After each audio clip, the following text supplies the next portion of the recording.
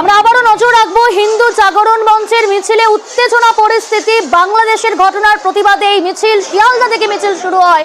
কলকাতায় মিছিল হিন্দু জাগরণ মঞ্চের।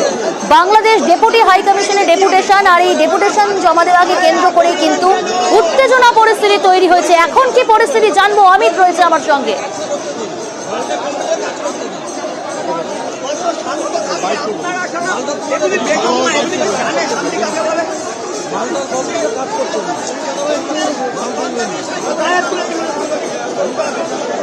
আপনাদের যে ছবিটা দেখাচ্ছি, কিছুক্ষণ আগে উত্তেজনা পরিস্থিতি তৈরি হলো, এখন কিছুটা হলেও উত্তেজনা কমেছে এবং সেই ছবিটা আমরা তুলে ধরছি।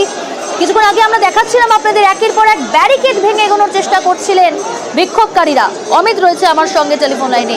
তবে তার আগে আমরা যে ছবিটা তুলে ধরছি, হিন্দু জাগরণ মঞ্চের মিছিলে উত্তেজনা, বাংলাদেশের ঘটনার প্রতিবাদে মিছিল, অবরুদ্ধ রাস্তা। কলকাতায় মিছিল আজ হিন্দু জাগরণ মঞ্চের। শিয়ালদা থেকে শুরু হয়েছিল এই মিছিল, কলকাতা বেগবাগান পর্যন্ত বাংলাদেশ ডেপুটি হাই কমিশনের ডেপুটেশন।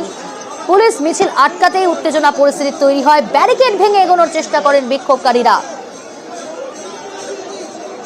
হিন্দু জাগরণ মঞ্চের মিছিলে উত্তেজনা পরিস্থিতি কলকাতা বেগবাগানে।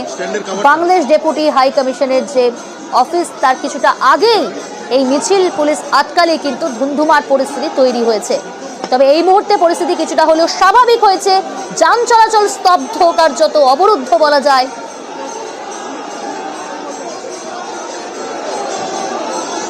আপনারা শুনছেন